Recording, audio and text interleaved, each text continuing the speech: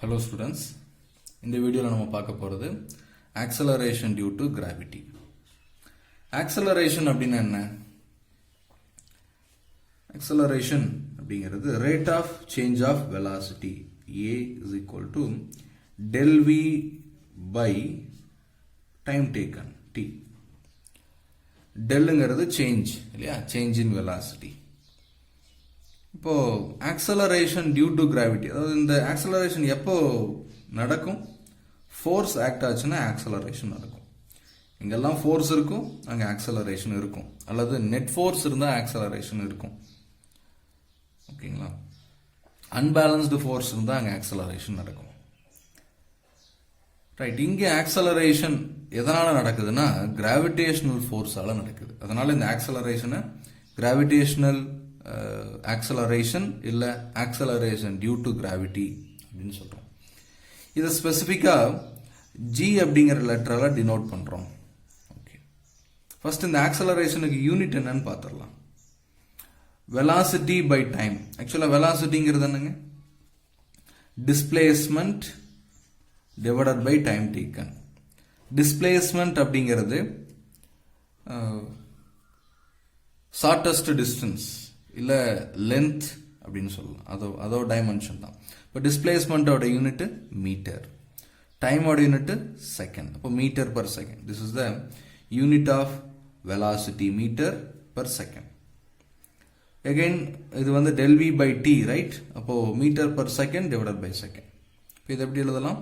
Metre per second square அப்படின்னு எழுதலாம், right? இங்கே வந்து ரெண்டுமே டினாமினேட்டர் இருக்கு, ஜஸ்ட் மல்டிப்ளை பண்ணிக்கிறோம். அல்லது இதை இந்த மாதிரி எழுத முடியும், மீட்டர் பர் செகண்ட். ரெண்டையுமே நம்ம பெர் செகண்ட் தான் ப்ரொனவுன்ஸ் பண்ணணும். ஓகே,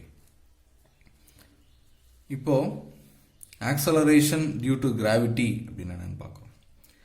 இந்த acceleration is provided by or created by இந்த கிராவிடேஷனல் ஃபோர்ஸ் அப்படின்னா அதை ஆக்சலரேஷன் டியூ டு கிராவிட்டி அப்படின்னு சொல்றோம். ஸ்பெசிஃபிக்கா எர்த்தோட கிராவிடேஷனல் ஆக்சலரேஷன் என்ன? இப்போ வந்து பாத்தீங்கன்னா எர்த்துக்குன்னு ஒரு சர்டைன் மாஸ் இருக்கும். ஓகேங்களா? இதோட சர்ஃபேஸ்ல இல்ல சர்ஃபேஸுக்கு நியரா இருக்கக்கூடிய ஏதோ ஒரு ஆப்ஜெக்ட் மேல இந்த எர்த் வந்து ஒரு ஃபோர்ஸை எக்ஸர்ட் பண்ணும், ரைட்? எது? Towards the centre of the earth. இது எர்த்துங்க, இது சென்டர் ஆஃப் தி எர்த். எந்த ஒரு ஆப்ஜெக்டும் சென்டர் ஆஃப் த எர்த்தை நோக்கி அட்ராக்ட் பண்ணும். ஓகேங்களா? அப்போ ஏதோ ஒரு ஃபோர்ஸ் இங்க ஆக்ட் ஆகுது, கிராவிடேஷனல் ஃபோர்ஸ் இங்க ஆக்ட் ஆகுது, எஃப்ஜி. இந்த கிராவிடேஷனல் ஃபோர்ஸ் ஒரு ஆக்சலரேஷனை ப்ரொடியூஸ் பண்ணுது. அந்த acceleration is acceleration due to gravity. அப்போ எர்த் அப்படிங்கிற ஒரு பிளானட்டுக்கு ஒரு சர்டைன் ஃபோர்ஸ் எக்ஸர்ட் பண்ணக்கூடிய கேப்பபிலிட்டி இருக்கு, ஒரு சர்டைன் மாஸ் இருக்கு. ஸோ இது எக்ஸர்ட் பண்ணக்கூடிய ஃபோர்ஸால ஒரு ஆக்சலரேஷன் கிரியேட் ஆகுது. அந்த ஆக்சலரேஷனோட அமௌண்ட் என்ன அப்படின்னா 9.8 மீட்டர் பர் செகண்ட் ஸ்கொயர். அது என்ன ஸ்பெசிஃபிக்கா 9.8? அதாவது எர்த் ப்ரொவைட் பண்ணக்கூடிய ஃபோர்ஸால ப்ரொடியூஸ் ஆகிற ஆக்சலரேஷன், ரைட்? ஸோ இந்த வேல்யூ இது கான்ஸ்டன்டா சார்? கிராவிடேஷனல் கான்ஸ்டன்ட் மாதிரி இது கான்ஸ்டன்ட் அப்படின்னு கேட்டா கிடையாது. இது வந்து ஒவ்வொரு பிளானட்டுக்கும் ஒவ்வொரு மாதிரி இருக்கும். நம்ம பிளானட்லயே ஈக்குவேட்டர்ல பார்க்குறோம் அப்படின்னா அதுக்கு ஒரு வேல்யூ இருக்கும். ஈக்குவேட்டர்ல ஒரு கிராவிடேஷனல் ஆக்சலரேஷன் இருக்கும். போல்ஸ்ல வேற கிராவிடேஷனல் ஆக்சலரேஷன் இருக்கும். போல்ஸுக்கும் ஈக்குவேட்டருக்கும் இடையில வேற வேல்யூ இருக்கும். சர்ஃபேஸை விட்டு ரொம்ப ஹைட்ல போய் பார்த்தா வேற வேல்யூ கிடைக்கும். ஸோ இது அதே மாதிரி சர்ஃபேஸ்ல இருந்து ரொம்ப டீப்பா, அதாவது மைன் மாதிரியான ஒரு இடத்துக்கு போய் பார்க்குறோம் அப்படின்னா அங்க வேற வேல்யூ இருக்கும். ஸோ இந்த 9.8 அப்படிங்கிறது mean value, average value at mean C level. ஓகேங்களா? அதாவது இது 45 டிகிரி லேட்டிடியூட்ல, 45 டிகிரி லேட்டிடியூட்ல மீன் சி லெவல்ல என்ன வேல்யூ இருக்குதோ அதை நம்ம எடுத்திருக்கிறோம். எம்எஸ்எல் இருக்கிற வேல்யூ எடுத்திருக்கிறோம், 9.8 metre per second square.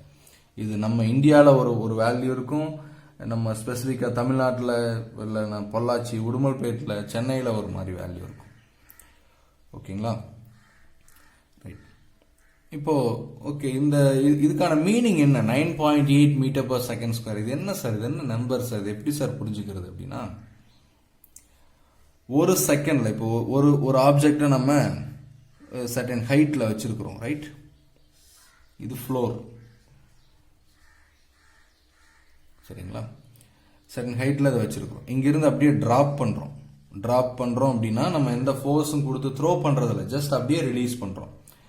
So இது இனிஷியலாக இதோட வெலாசிட்டி 0, கரெக்டுங்களா?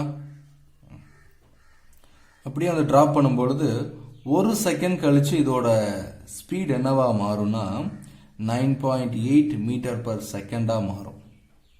அடுத்த செகண்ட்ல அது 19.6 மீட்டர் பர் செகண்டா மாறும்.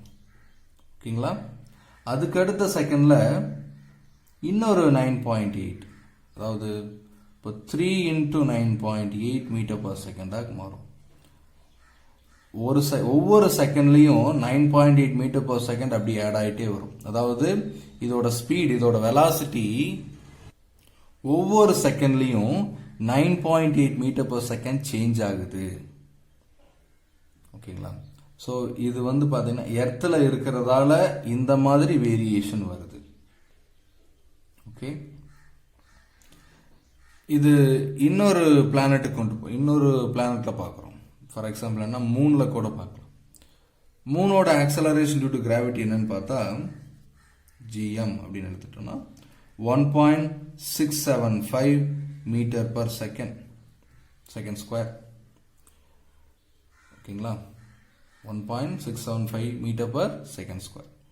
ஸோ மூணில் ஆக்சலரேஷன் டியூ டு கிராவிட்டி இந்த மாதிரி வேல்யூ, அதாவது மூணில் ஒரு ஆப்ஜெக்டை நம்ம ட்ராப் பண்ணால் ஒவ்வொரு செகண்ட்லையும் 1.675 மீட்டர் பர் செகண்டாக இன்க்ரீஸ் ஆகிட்டே வந்துடும். இதுதான் இந்த 9.8 மீட்டர் பர் செகண்ட் இந்த ஆக்சலரேஷனுக்கு அந்த மீனிங், பிசிக்கல் மீனிங் இதுதான். ஓகே, இந்த இப்போ நம்ம பார்த்தோம் இந்த ஆக்சலரேஷன் வந்து பிளானட் பை பிளானட் மாறுது அப்படின்னு பார்த்தோம். ஸோ அதுக்கு ஒரு நம்ம எப்படின்னா ரிலேஷனை டெரைவ் பண்ண போகிறோம். Mass and size of the planet கிடையாது, அதுக்கும் ஆக்சலரேஷன் டியூ டு கிராவிட்டிக்கு ஏதாவது ரிலேஷன் இருக்குதா? அப்படி இருந்தால் அதை எப்படி டெரைவ் பண்ணுறது அப்படிங்கிறத இப்போ பார்க்க போகிறோம். Okay,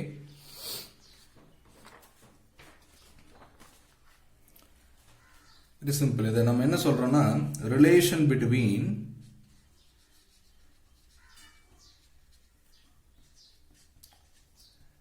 G and G. Small g represent acceleration due to gravity, capital G represent the universal gravitational constant. Okay, இப்போ இந்த ஆக்சலரேஷன் எதால ப்ரொவைட் ஆகுது? ஆக்சலரேஷன் ப்ரொவைட் நாங்கள் நடக்கணும்னாலே ஃபோர்ஸ் தேவை. இப்போ இந்த ஆக்சலரேஷன் டியூ டு கிராவிட்டிக்கு என்ன காரணம்? கிராவிடேஷனல் ஃபோர்ஸ் காரணம். நான் என்ன பண்ணுறேன்னா, எர்த்து ரொம்ப ஹியூஜ் ஆப்ஜெக்ட்டுங்க, இதோட சர்ஃபேஸுக்கு ரொம்ப பக்கத்தில், இல்லை சர்ஃபேஸ்லேயோ இல்லை சர்ஃபேஸுக்கு கொஞ்சம் மேலே நான் ஒரு m மாஸ் இருக்கிற ஒரு ஆப்ஜெக்டை எடுத்துக்கிறேன். ஆப்ஜெக்டோட mass m. Mass of the எர்த்தை நம்ம கேபிட்டல் M அப்படின்னு எடுத்துக்கிறோம், ரைட்? இது சென்டர் ஆஃப் த ஆப்ஜெக்ட், இது சென்டர் ஆஃப் த எர்த். இப்போ ரேடியஸ் ஆஃப் த எர்த் என்னன்னு பார்த்தீங்கன்னா R, கேபிட்டல் R. ஓகே, இதோட வேல்யூ எவ்வளோ தெரியுங்களா? Radius of the earth nearly 6400 kilometre. சரியா சொல்லணும்னா 6378 கிலோமீட்டர். இதுவும் வேரி ஆகுங்க, ஒவ்வொரு இடத்துக்கு ஒவ்வொரு மாதிரி வேரி ஆகும், நம்ம சொல்றோம் பின்னாடி. இப்போ இதோட வேல்யூ நம்ம என்ன எடுத்துக்கிறோம்னா 6400 கிலோமீட்டர்னு எடுத்துக்கிறோம். நான் இன்னொரு ஸ்மால் ஆப்ஜெக்டை தான் பார்த்துருக்கேன் இல்லையா? ஏதோ ஒரு கார், பைக், பஸ், அது மாதிரி ஏதோ ஒரு ஆப்ஜெக்ட். ஸோ இந்த 6400 கிலோமீட்டரோட கம்பேர் பண்ணும்போது இந்த சைஸ் ஒன்றும் பெரிய விஷயம் கிடையாது. Okay, right. நம்ம அதாவது எந்த ஒரு மாசும் எந்த பாயிண்ட்டை நோக்கி அட்ராக்ட் பண்ணப்படும்? சென்டர் ஆஃப் த எர்த்தை நோக்கி அட்ராக்ட் பண்ணப்படும். அப்போ இந்த பாயிண்ட்டை நோக்கி தான் அட்ராக்ட் பண்ணும். இந்த டோட்டல் மாஸ் ஆஃப் த எர்த்தும் இந்த பாயிண்ட்ல கான்சென்ட்ரேட் ஆகிருக்கிற மாதிரி அப்பியர் ஆகுது, பிஹேவ் பண்ணுது இந்த எர்த்து, ரைட்? எர்த் எங்க இருக்குது? சென்டர் ஆஃப் த எர்த்தில் இருக்குது. அப்படிதான் எடுத்துக்கிறோம். Okay, Position of the earth is center of the earth. இப்போ force பார்க்கலாம். Force due to gravity Fg is equal to என்னதுங்க equation G m1 m2 by r square. இங்க m என்னங்க capital M, mass of the earth, mass of the object divided by distance between the two centers of the masses. அதாவது இந்த centre, இந்த distance இருக்குது இல்லைங்களா, இந்த centre of the மாஸுக்கும் centre of the object, இதை கம்பேர் பண்ணும்போது ரொம்ப ஹியூஜ். அதனால இதை நம்ம நெக்லெக்ட் பண்ணிக்கிறோம். அப்போ டோட்டல் டிஸ்டன்ஸுமே என்னன்னு எடுத்துக்கலாம்னா இந்த ஆர்னு எடுத்துக்கலாம். அப்போ R square. Please note that இது வந்து சர்ஃபேஸில் இருக்கிற ஆப்ஜெக்ட் இல்லை சர்ஃபேஸுக்கு நியராக இருக்கிற ஆப்ஜெக்ட்டுக்கு தான் இது அப்ளிகபிள். ரொம்ப தூரமாக இருக்குது. இப்போ ஒரு ஸ்பேஸ் ஸ்டேஷனில் இருக்கிற ஆப்ஜெக்ட் என்ன ஃபோர்ஸ் என்ன ஆக்சலரேஷன் பார்த்தா அங்கே நம்ம வேற மாதிரி இன்க்ளூட் பண்ணணும். அது ஒரு சம்மில் நம்ம அதை எக்ஸ்பிளைன் பண்ணலாம். ஓகே, இப்போதைக்கு GMM by r ஸ்கொயர் இதுதான் கிராவிடேஷன் ஃபோர்ஸ் எக்ஸர்டட், அதாவது between the earth and mass. ஓகேங்களா, இப்போ இந்த ஃபோர்ஸ் தான் ஆக்சலரேஷனை ப்ரொவைட். யூஸ்வலாக ஃபோர்ஸ் அப்படிங்கிறது மாஸ் இன்டு ஆக்சலரேஷன். இந்த ஃபோர்ஸ் தான் ஆக்சலரேஷன் ப்ரொடியூஸ் பண்ணுது. அப்போ gravitation force is equal to mass of the object m into acceleration provided by the gravitational force. Right, இப்போ இதுதான் இதை ப்ரொவைட் பண்ணுச்சு. ரைட், இப்போ mg இஸ் ஈக்குவல் டு ரெண்டு ஈக்குவேட் பண்றோம்.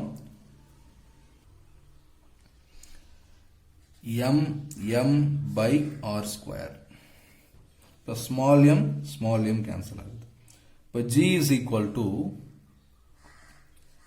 gm by r square. gm by r square. இதுதான் relation between g, small g and capital G, acceleration due to gravity and gravitational constant, universal gravitational constant. So இதுல பாருங்க, இந்த G வந்து independent of the mass of the object. கவனிச்சு பாருங்க, இங்க என்ன mass இருந்தாலும் சரி, அதாவது ஒரு கார் இருந்தாலும் இல்லை ஒரு பஸ் இருந்தாலும் இல்லை ஒரு பர்சன் இருந்தாலும் எல்லாத்துக்கும் ஒரே ஆக்சலரேஷன் தான், நியரர் டு த சர்ஃபேஸ் தான். ஓகேங்களா, GM by r independent of the objects mass. அதனால தான் கலீலியோட எக்ஸ்பெரிமெண்ட்ல என்ன சொல்றாங்கன்னா, என்ன ஒரு ஃபைண்ட் அவுட் பண்ணியிருந்தாருன்னா, அவரோட கன்க்ளூஷன் என்னன்னு கவனிச்சு பார்த்தோம்னா, இர்ரெஸ்பெக்டிவ் ஆஃப் த மாஸ், எந்த மாஸா இருந்தாலும் ஒரு சர்டன் ஹைட்ல இருந்து டிராப் பண்ணோம் அப்படின்னா ரெண்டு மாசஸுமே ஒரே டைம்ல ஒரே ரேட்ல வந்து எர்த்தை ரீச் பண்ணும், கிரவுண்டை ரீச் பண்ணும். ஸோ ஒரே ரேட், ஐ மீன் ஒரே ஸ்பீடு, அந்த ஸ்பீடை கொடுக்கறது இந்த ஆக்சலரேஷன், இந்த ஃபோர்ஸ். இப்போ இண்டிபெண்டன்ட் ஆஃப் த மாஸ் அப்படிங்கிறது இங்க நம்ம புரிஞ்சுக்கிறோம். ரைட், அதாவது மாஸ் அதிகமா இருந்தா ஃபோர்ஸ் அதிகமா இருக்கும், ஆனா ஆக்சலரேஷன் ஒரே மாதிரி தான் இருக்கும் அப்படின்னு அர்த்தம். ஓகேங்களா, relation between G and G. இப்போ இந்த ஜியோட வேல்யூ வந்து நம்ம 9.8 எடுத்திருந்தோமா, இதை நம்ம மீன் வேல்யூன்னு வேற சொல்லியிருந்தோம், ஆவரேஜ் வேல்யூ. காரணம் ஒவ்வொரு இடத்துல ஒவ்வொரு வேல்யூ இருக்குது. ஸோ இந்த ஜி வேரி ஆகுதுங்கிறத தெரிஞ்சுக்கிறோம். எதை பொறுத்து வேரி ஆகுது அப்படிங்கிறத கவனிக்கிறோம். இப்போ சரி, இந்த ஈக்குவேஷன்ல இருக்கிற ரெண்டு வேரியபிள்ஸ் எம் அண்ட் ஆர் இல்லையா, ஏன்னா இது ஜி மாறாது, யூனிவர்சலா மாறாது. அப்போ G is proportional to mass of the earth. வேற பிளானட் எடுத்துக்கிட்டோம்னா மாஸ் ஆஃப் த பிளானட். அப்போ அதிகமான மாஸ் இருக்கக்கூடிய பிளானட்ல ஆக்சலரேஷன் அதிகமா இருக்கும். ஓகேங்களா, அடுத்தது G is proportional to 1 by r square or inversely proportional to square of the radius. Radius அதிகமா இருந்துச்சு அப்படின்னா ஆக்சலரேஷன் கம்மியா இருக்கும், இன்வெர்ஸ்லி ப்ரொபோர்ஷனல். ஓகேங்களா, இந்த ரெண்டு விஷயத்தை இந்த ஆக்சலரேஷன், அதனால தான் பிளானட் பை பிளானட் மாறுது, சைஸை பொறுத்து மாறுது. ஓகே,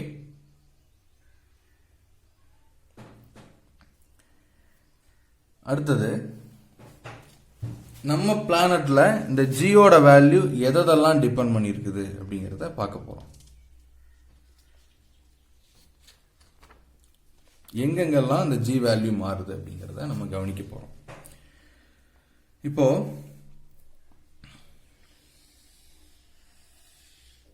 எர்த், நான் இங்க ஒரு ஆப்ஜெக்டை, அதாவது இது 6400 கிலோமீட்டர், எந்த டவுட்டும் கிடையாது, 6400 கிலோமீட்டர்.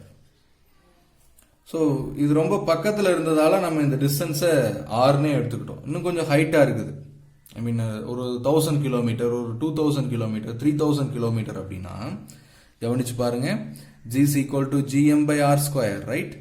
அப்போ அந்த டிஸ்டன்ஸ் என்னவாகுதுன்னா, distance between the two masses என்னவாகுதுங்க, அதிகமாகுது. இப்போ G குறையும். அப்போ சர்ஃபேஸை விட்டு ஹையர் ஹைட்டுக்கு ஹையர் ஆல்டிடியூடுக்கு போக போக ஜியோட வேல்யூ குறையும். ஓகேங்களா? இப்போ சர்ஃபேஸ்ல இருந்து ரொம்ப ஹைட்டுக்கு போனோம்னா ஆக்சலரேஷன் குறையும், ஃபோர்ஸ் குறையும், ஆக்சலரேஷனும் குறையும். ஓகே, அடுத்தது இந்த G value is inversely proportional to R square. இப்போ என்னன்னா, எர்த்ன்றது ஒரு பர்ஃபெக்ட் ஸ்பியர் கிடையாது இல்லையா? ஈக்குவேட்டர்ல இருக்கிற ரேடியஸை விட போலார் ரீஜன்ல ரேடியஸ் எவ்வளோன்னா ஒரு 21 கிலோமீட்டர் கம்மியா இருக்கு. ஈக்குவேட்டர்ல என்ன ரேடியஸோ அதை விட polar region north and south போல்ல பாத்தீங்கன்னா 21 கிலோமீட்டர் கொஞ்சம் கம்மியா இருக்குது. அதாவது போல்ஸ்ல கொஞ்சம் பிளாட்டனா இருக்குது. அதாவது எப்படி ஈக்குவேட்டர் மாதிரி கிடையாது, பல்ஜிடா கிடையாது, பிளாட்டனா இருக்குது. அப்போ ஈக்குவேட்டர்ல வந்து பாத்தீங்கன்னா ரேடியஸ் அதிகமா இருக்குது, கரெக்டுங்களா? போல்ஸ்ல குறைவுன்னு சொல்லியிருக்கிறேன். இப்போ ரேடியஸ் அதிகமா இருக்கு. இப்போ ஈக்குவேட்டர்ல ரேடியஸ் அதிகம்னா ஆக்சலரேஷன் கம்மி. இப்போ நம்ம இருக்கிற ரீஜன், அதாவது சென்னை, தமிழ்நாடு இருக்கிற ரீஜன் வந்து பாத்தீங்கன்னா ஆக்சலரேஷன் டியூ டு கிராவிட்டி கம்மியா இருக்கும், ஏன்னா ரேடியஸ் அதிகமா இருக்குது.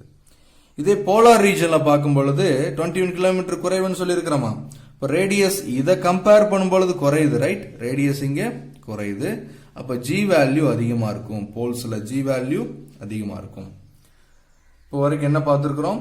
ஹைட் அதிகமாக அதிகமாக ஜி வேல்யூ குறையும் பார்த்திருக்கிறோம். அதே மாதிரி ஈக்குவேட்டர்ல குறைவான ஜி வேல்யூ, ஆக்சலரேஷன் குறைவா இருக்கும். போலார் ரீஜன்ல ஆக்சலரேஷன் அதிகமா இருக்கும். ஓகே, ரெண்டு விதமான வேரியேஷனை பார்த்துட்டோம். அடுத்தது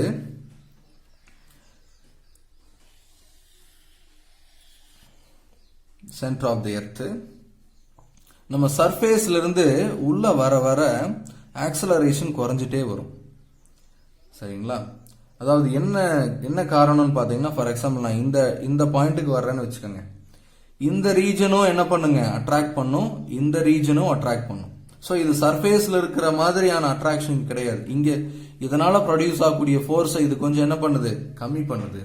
அப்ப ஆக்சலரேஷன் குறையுது, ஃபோர்ஸ் குறையுது, ஆக்சலரேஷனும் குறையுது. அப்படியே சென்டரை நோக்கி வந்தோம்னா, சென்டர் ஆஃப் த எர்த்ல வந்தோம்னா, ஃபார் எக்ஸாம்பிள் நான் இதை ரெண்டு ஹெமிஸ்பியரா பிரிக்கிறேன். இந்த பாயிண்ட்ல ஒரு ஆப்ஜெக்ட் இருக்கிறதா பாக்குறேன். எல்லா பக்கம் இந்த மாஸ் யூனிஃபார்மா டிஸ்ட்ரிபியூட் ஆயிருக்குதுன்னு எடுத்துக்கிறேன். அப்படி எடுத்துக்கும் பொழுது அப்பர் ஹெமிஸ்பியரால ஒரு ஃபோர்ஸ் இந்த ஆப்ஜெக்ட் ஃபீல் பண்ணும், லோயர் ஹெமிஸ்பியராலையும் ஒரு ஃபோர்ஸை ஃபீல் பண்ணும். இந்த ரெண்டு ஃபோர்ஸ் ஈக்குவலா இருக்கும் ஃபார் என்னன்னா பர்ஃபெக்ட் கேஸ். அப்போ இந்த சென்டர் ஆஃப் த எர்த்ல ஒரு ஆப்ஜெக்ட வச்சோம்னா அது ஜீரோ ஃபோர்ஸை ஃபீல் பண்ணும். அப்ப ஆக்சலரேஷன் இஸ் ஜீரோ.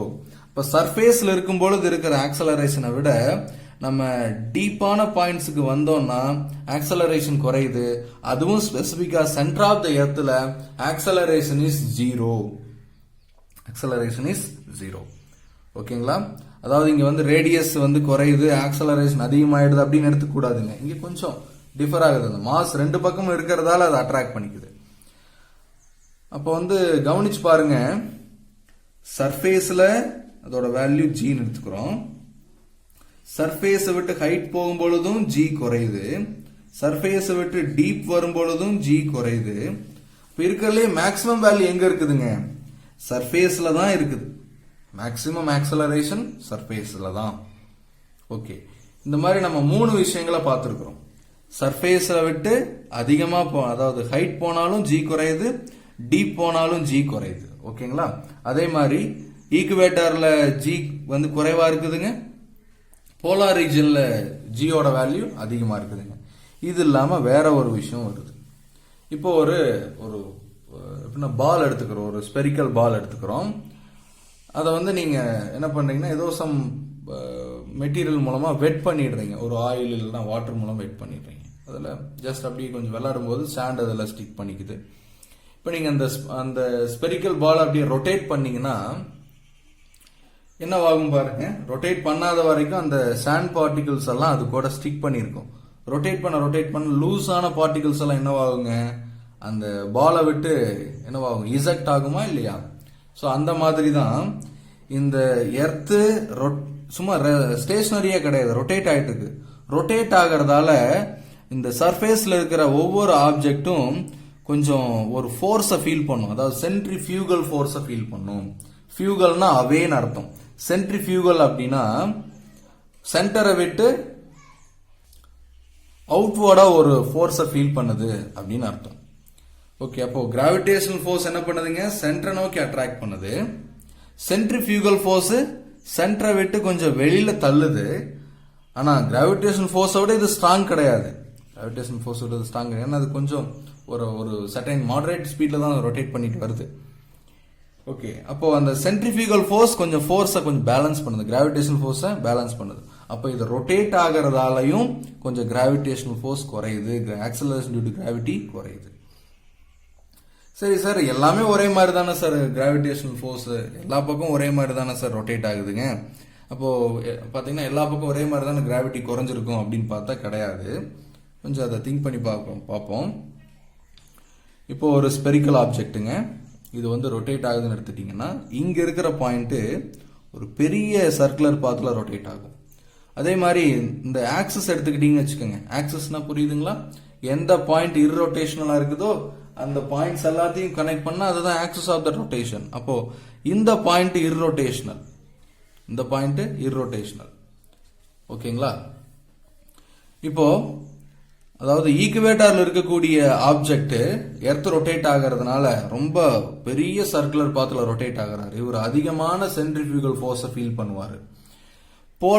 போல்ஸ்ல எக்ஸாக்டா போல்ஸ்ல இருக்கக்கூடிய ஒரு பர்சன் அவரு போல்ல எக்ஸாக்டா நின்னார்னா அவர் இர்ரோட்டேஷனலா இருப்பாரு, ரொட்டேட் ஆக மாட்டாரு, even though earth is rotating. அப்போ இவரு இந்த ஈக்குவேட்டர்ல இருக்கக்கூடிய ஒரு பர்சன் இந்த சென்ட்ரிஃபியூகல் ஃபோர்ஸ் ஆல்ரெடி ஈக்குவேட்டர்ல gravitational force gravity acceleration due to gravity கம்மி, ரொட்டேட் ஆகிறதால இன்னும் குறையுது. ஆனா போலார் ரீஜன்ல ஆல்ரெடி கிராவிடேஷனல் ஆக்சலரேஷன் அதிகம், ரொட்டேட் இங்க வந்து ரொட்டேஷனால எதுவும் பாதிக்கப்படுறது இல்லை, குறையறது கிடையாது. அப்போ இது எர்த் ரொட்டேட் ஆகிறதால ஈக்குவேட்டர்ல ரொம்ப குறையுது ஆக்சலரேஷன், போல்ஸ்ல குறைய மாட்டேது. ரொம்ப ரொம்ப ஜாஸ்தியான ஆக்சலரேஷன் இருக்குது எங்க, போலார் ரீஜன்ல. ஓகேங்களா? அதாவது ஒரு பர்சன் ஈக்குவேட்டர்ல இருந்து போலார் ரீஜனை நோக்கி நடந்து போறாருன்னா அவர் அதிகமான ஆக்சலரேஷனை ஃபீல் பண்ணுவாரு, அதிகமான கிராவிடேஷனல் ஃபோர்ஸை ஃபீல் பண்ணுவாரு when comparing to the equator, right? Equator region. ஓகேங்களா? அதாவது ஒரு இப்போ எப்படின்னா ஸ்போர்ட்ஸ் எடுத்துக்கிறோம்.